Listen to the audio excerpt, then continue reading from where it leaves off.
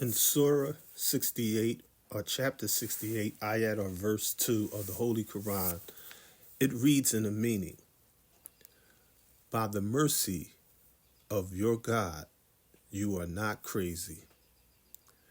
You are not mad. Depression is rooted in oppression. To understand depression on a global level, you have to look at the isms, meaning you have to look at racism, global colonialism. You have to look at classism, imperialism, sexism, slavery, suffering, and death. These are the root causes that manifest addictions, suicide, bad news, crime, negative social media, wars, and what we call mental imbalance. You have everyone on earth suffering from some form of mental imbalance because we live in an imbalanced world. The Holy Quran teaches us that corruption has appeared on the land and the sea on account of what mankind's hands have done.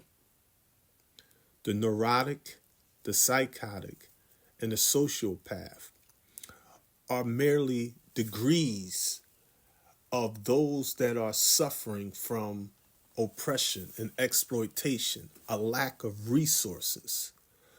When you have a family that can't provide food, clothing, and shelter, safety, health care, good nutrition, education, you have a broken family, a broken community. There will be no common unity in that community. You will find homelessness. You will find corporate greed.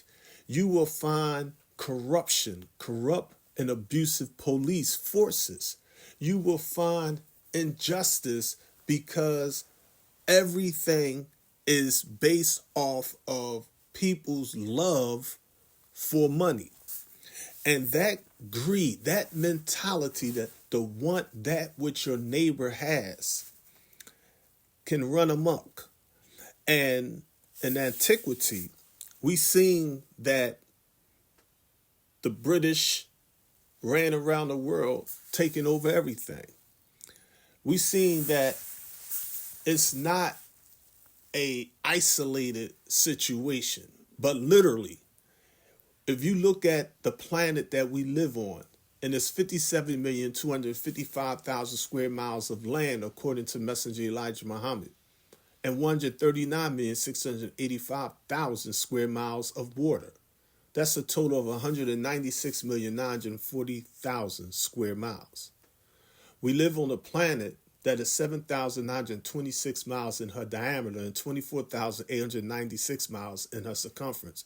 We live on a planet that weighs 6 sextillion tons. That's a unit followed by 21 ciphers or zeros. Islam is mathematics, and mathematics is Islam. Mathematically speaking, the European powers destroyed Mother Africa. The Romans conquered Arabia. The European powers destroyed China, Japan. They destroyed the so-called Native Americans in the wilderness of North America. They destroyed the civilization of Central America. They destroyed the civilizations of South America. They destroyed the people of Haiti and Cuba and Jamaica and the Dominican Republic, the Bahamas. Every square inch on the face of this planet historically has been colonized and suffered from imperialism for the past 6,000 years. Tyranny has ruled the people of the world for over 500 years. And the greatest greed of greeds was the American Atlantic so-called slave trade, I say so-called because when you kidnap, rape, rob, and murder and practice genocide on a people, that people naturally is going to become other than their own selves. However, that people that you kidnap are not your slaves. They are mothers and fathers and sisters and brothers and cousins and nephews. They are family members. They are educated and uneducated, skilled and unskilled. They are just and unjust. They are human beings like other human beings on the face of the planet Earth. But imperialism causes an imbalance on the face of the planet Earth. So Almighty God Allah, who came in the person of Master Fard Muhammad, to whom all praises are due forever, he teaches us in our book of lessons that the 10% are the rich, the slave makers of the poor, who teach the poor lies. He also teaches us in our book of lessons, in Lost Found Muslim lesson number 1, that socialist means the advocated society of people for one common cause. And he asks the question to warn us about falling in love with the devil's fiat money. He warned us by explaining and asking the question, why does the devil keep our people apart from his social equality? And he answered himself, because they do not want us to know how filthy they is in all their affairs. And he explained that once we learn about them, we will run them from amongst us. So many of our people are seeking fiat money. They're not doing as the Bible teaches, first seek ye the kingdom of heaven and all of his righteousness, and everything else will be added unto you. No. They want Benjamins. They want $20 bills, $50 bills. They want the $100. They want the $1,000 bills. They want the $10,000 bill. They want the platinum black credit cards. They want the Maybachs and the mansions and the swimming pools. They want the best liquor, the best drugs, the most fun sex that they can imagine. They want the horses and they want things that's like yachts on the ocean and helicopters and jets that can cruise through the air. And these are material things that in and of themselves have no power of good or evil. But when there's an imbalance on the face of the planet Earth, when you create a system of the haves and the have-nots, when you have a person with 30 rooms in their house and you have 10 people sleeping homeless on the street, when you throw away tons of food and you have starving people all over the planet Earth, when you take taxpayers' money and send it to other countries for war, and you don't even provide decent housing and food and health care for your so-called citizens whose vote you are begging for. This is oppression. This is taxation without representation. This is tyranny. This is depression that is rooted in oppression. As we struggle to bring about balance on the face of the planet Earth, we must understand that our young brothers and sisters are being transformed into automatons. They are being made into biological human robots. They are easy to lead in the wrong direction because they are mentally dead. They worship that which they know not what. They bow down on rough carpets to a mystery Allah.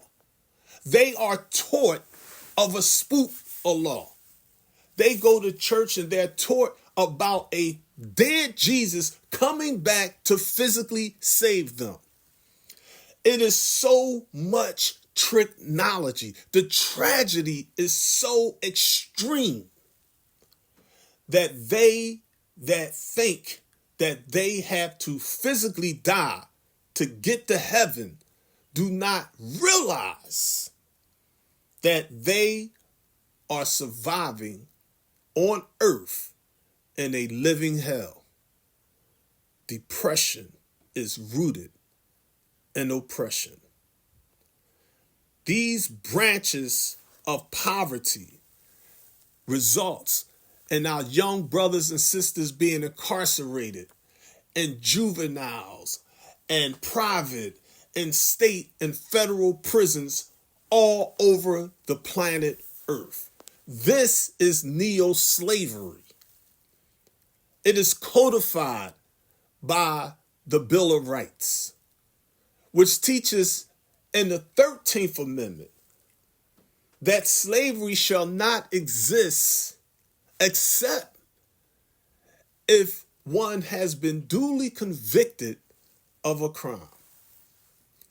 And the 10% rich slave makers of the poor, backed and lobbied by rich corporations, knowingly, intentionally, consciously plot and plan 10, 50, 100, 1,000 years in advance to take the people straight from the cradle to the penitentiary. The prison system is nothing but a modern day form of slavery, and our oppressors know it. However, the people are so mentally dead. They were born believing in Santa Claus and Easter bunnies and tooth fairies.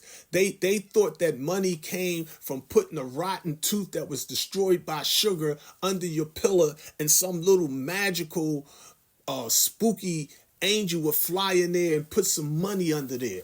They think that they are going to make it by taking their little nickels and dimes and penny of their hard earnings and gambling it on a lottery ticket. And they think that that is how they're going to break free from this depression and oppression. The whole system is designed to destroy us. And the Honorable Elijah Muhammad's teachings.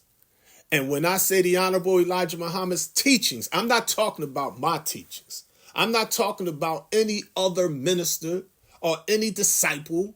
I'm talking about the original message from Messenger Elijah Muhammad himself from 1930 to 1974. Not the spooky stuff that many believe, but the actual facts that we know and can show and prove. Only the messenger's message will guide our people through this age of mess. Stop following these 10%ers. Stop listening and believing technology. It's real knowledge, but there's a trick attached to it. It takes the power and authority away from you. They are not telling you to see God or the goddess in the mirror. They're not teaching you how to answer your own prayers. As a result, we see the ineffectiveness of these thousands of organized religions on the face of the planet Earth.